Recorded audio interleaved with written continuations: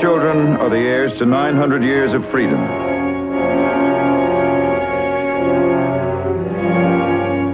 These walls have guarded their fathers and their fathers' fathers. Inside live a flock of ravens.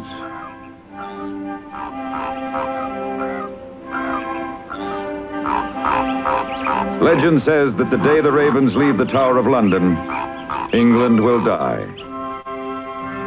The Battle of France is over. The Battle of Britain is about to begin. Scramble, scramble, scramble, scramble, scramble.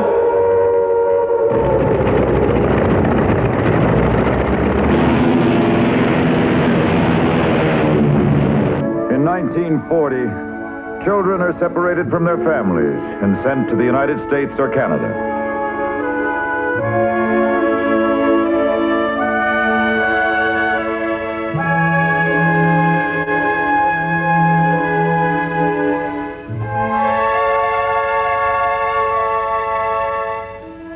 At home, there are great shortages of tea, milk, meat, and fruit.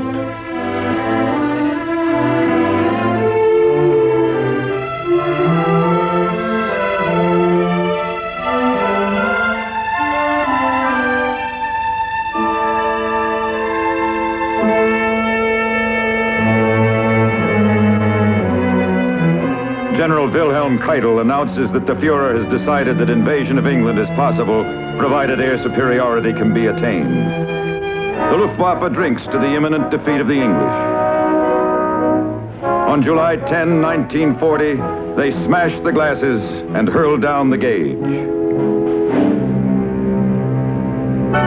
Their airmen, well aware of their greater numbers, were also the proud victors of Poland, Norway, the Low Countries, France.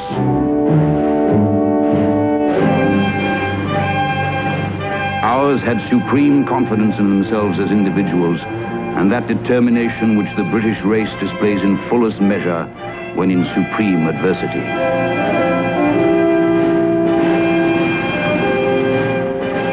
In the quality of the fighter aircraft, there was little to choose. The Germans were faster with a better rate of climb, ours more maneuverable, better armed.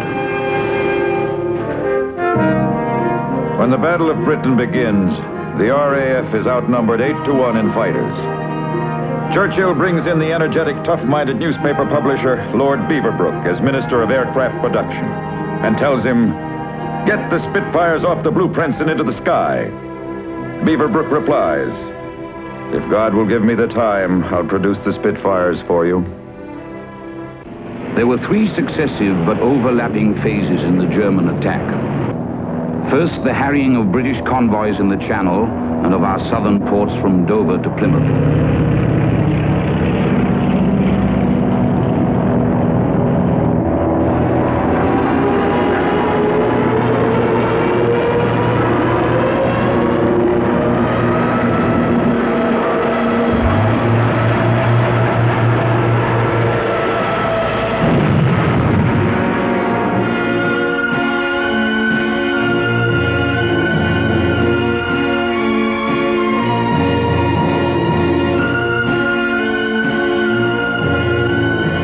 Goering boasts, "The German Air Force dominates the North Sea and the English Channel." The British remain indifferent. They know the Channel still is theirs. In the second phase, A way to London is to be forced by the elimination of the Royal Air Force and its installations.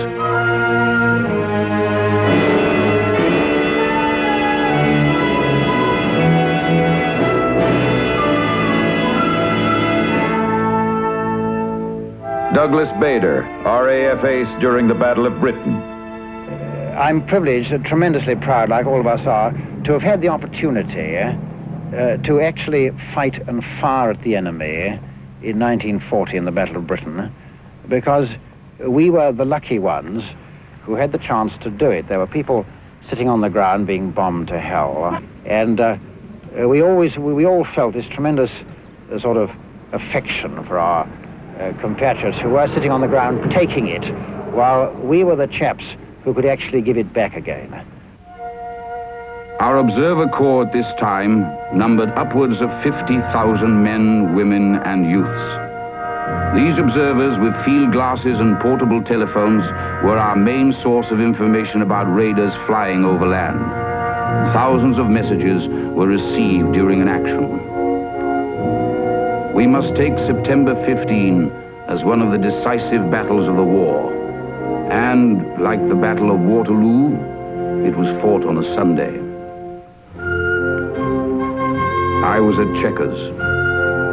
The weather seemed suitable to the enemy, and accordingly I drove over to Uxbridge and arrived at the headquarters of number 11 Group RAF.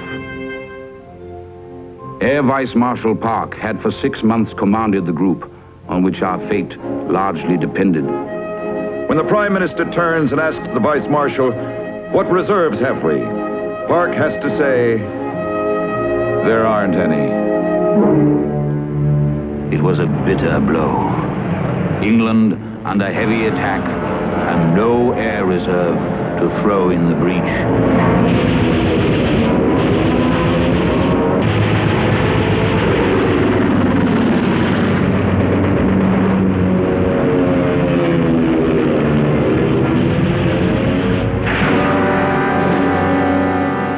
Hello, Dandelion. We see the wide blue yonder. There's nobody left to play with.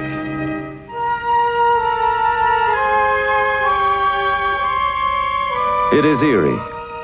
10 more minutes of attack could have won them the battle. Goering concludes the second phase of the Battle of Britain with daylight raids on the manufacturing cities in the north of England. The cities that supply and maintain the aircraft of the RAF. The danger had been foreseen. 7 Hurricane or Spitfire squadrons had been withdrawn from the intense struggle in the south to rest and at the same time to guard the north. They had suffered severely, but were nonetheless deeply grieved to leave the battle. The pilots respectfully represented that they were not at all tired.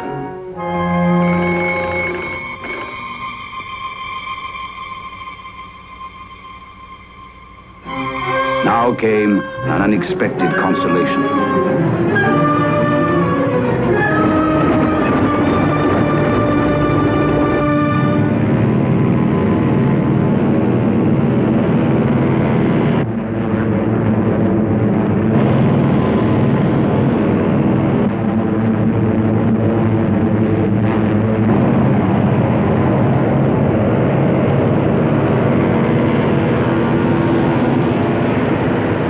These squadrons were able to welcome the assailants as they crossed the coast.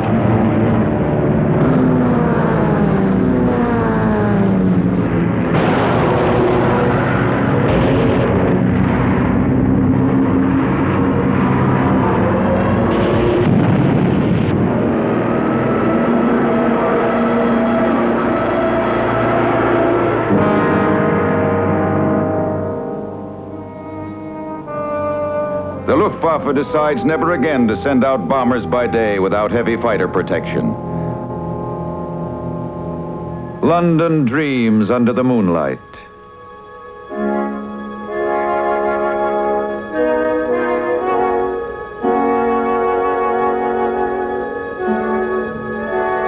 Goering turns to his third and final phase in the air war against Britain. The indiscriminate bombing of London.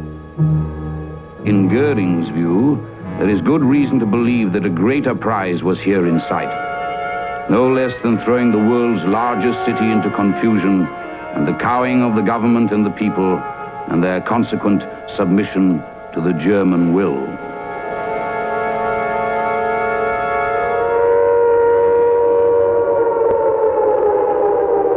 The London Blitz begins. At first, no guns, no night fighters meet them. It is Warsaw and Rotterdam all over again.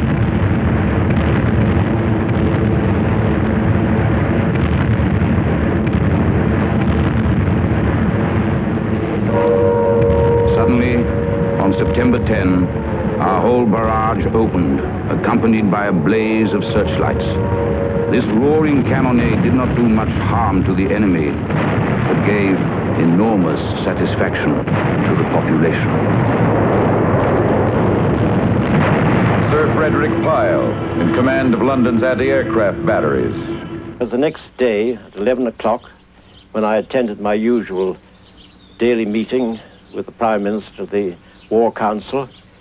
He, for the first time, noticed me, and he said, "Pyle, you fired a lot of rounds last night. I hope you were successful." And I said, "Not very, sir." And he said, "Did you hit anything?" I said, "Nothing at all, sir." And so he said, "Did you fire a lot of rounds?" I said, "About 60,000. "Oh dear," he said, "that's a lot. Have you got a lot of ammunition still?" And I said, "Well, we've got enough to go on for a little longer." Anyhow, he said, "You hearten the people, and the morale has been greatly improved by this night's work." But it wasn't such fun for me, really, because that night I thought to myself that perhaps we had fired too many rounds, so I told the batteries to be a bit more canny as to what they fired at. And sure enough, at 7:30, when the raid had just started, a voice on the telephone said, "This is the Prime Minister speaking. Is that Pyle?" And I said, "Yes, sir." "Have you taken the guns away?" I said, "No, sir." Well, he said, "Why aren't you firing?" So that went on every night for about a week. First I'd fired too many, and the next night I hadn't fired enough. Churchill himself scorns the bombs and assumes that everybody else does too. He issues this order. The people should be accustomed to treat air raids as a matter of ordinary routine. Everybody should learn to take air raids and air raid alarms as if they were no more than thunderstorms. As if in time of peace, Churchill deliberately announces the time and place of his public speeches. Hitler screams, "He will stop this man from speaking." But no one has been able to do that in 66 years. Outlook at this time was that London would be gradually and soon reduced to a rubble heap. I was deeply anxious about the life of the people of London, the greater part of whom stayed, slept, and took a chance where they were. The brick and concrete shelters were multiplying rapidly. The tubes offered accommodation for a good many.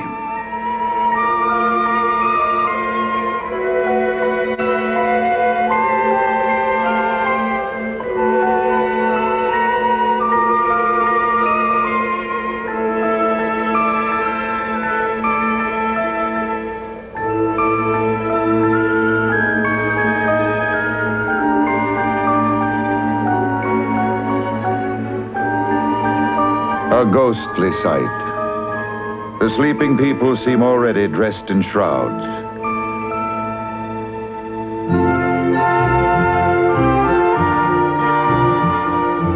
The civilians attend to their usual jobs by day. Women drive ambulances, ignoring the fires and the constant rain of bombs. The flag flies constantly over the palace. Proof that the King and Queen are in residence, sharing the dangers with their people.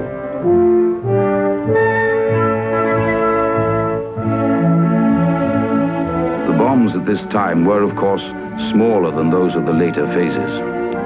Still, life at Downing Street was exciting. One might as well have been at a battalion headquarters in the line. Mrs. Alice Landemar, during the war, the cook at 10 Downing Street. It was one night in the Blitz, one of the worst we'd had, when I was busy in the kitchen preparing the sweet, Mr. Churchill's favourite sweet, when he rushed in and said, "Why aren't you in that shelter?" I said, "Well, sir, if you'd been in time, I should have been in there." We stayed in the shelter till the all clear went. When I came out, I met Mr. Churchill, who said, "Mrs. Landemar, if you left your kitchen tidy, you will find it very untidy now, as the bomb that hit the Treasury has filled your kitchen with rubble."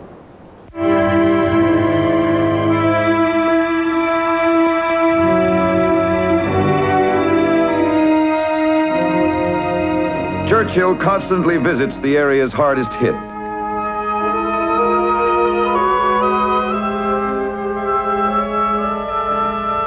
Little, pathetic Union Jacks had been stuck up amid the ruins. When my car was recognized, the people came running from all quarters, and a crowd of more than 1,000 was soon gathered. All these folk were in a high state of enthusiasm. They crowded around us, cheering and manifesting every sign of lively affection, wanting to touch and stroke my clothes. One would have thought I had brought them some fine, substantial benefit which would improve their lot in life. I was completely undermined and wept. On one particular Thursday, 180 persons were killed in London as a result of 251 tons of bombs. That is to say, it took 1 ton of bombs to kill 3/4 of a person. Churchill's defiant mood is contagious. One day, the BBC reports gravely that Monkey Hill at the zoo has received a direct hit, but the announcer adds, "The morale of the monkeys remains high."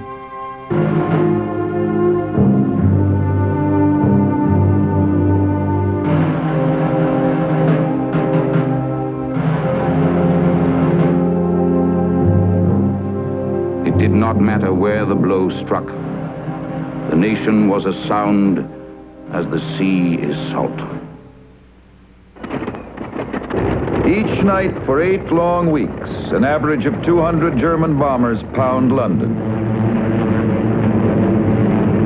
December 29, 1940.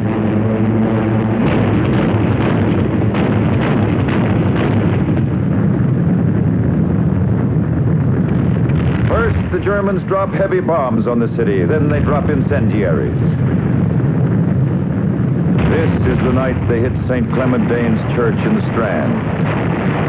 Every Cockney kid grows up singing the nursery rhyme that begins, "Oranges and lemons, say the bells of St. Clement's."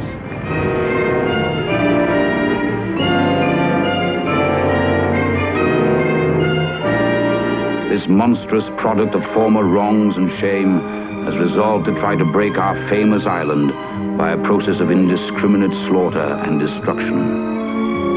What he has done is to kindle a fire in British hearts which will glow long after all the traces of the conflagration he has caused in London have been removed. He has lighted a fire which will burn with a steady and consuming flame until the last vestiges of Nazi tyranny have been burnt out of Europe, and until the old world and the new can join hands to rebuild the temple of man's freedom and man's honor upon foundations which will not be soon or easily overthrown.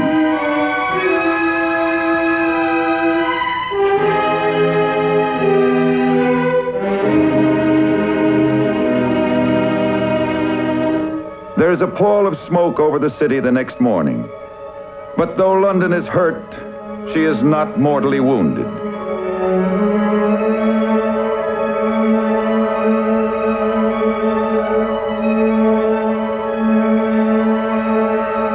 December 29, 1940 is the night London refuses to die.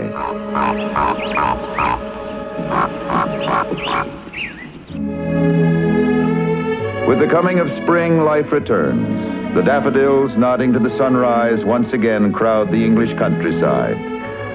May 10, 1941 sees the last heavy raid. After that, the night skies are strangely empty. The people worry and wonder. Where have the bombers gone?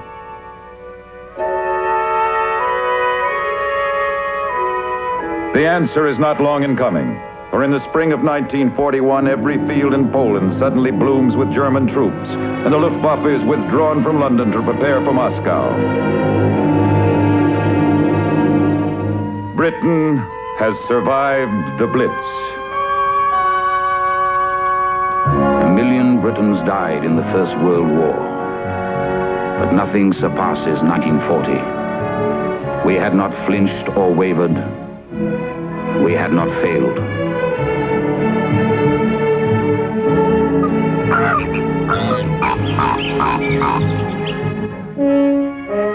The gratitude of every home in our island, in our empire, and indeed throughout the world, except in the abodes of the guilty, goes out to the British airmen who, undaunted by odds, unwearied in their constant challenge and mortal danger, are turning the tide of the world war by their prowess and by their devotion. Never in the field of human conflict was so much owed by so many to so few.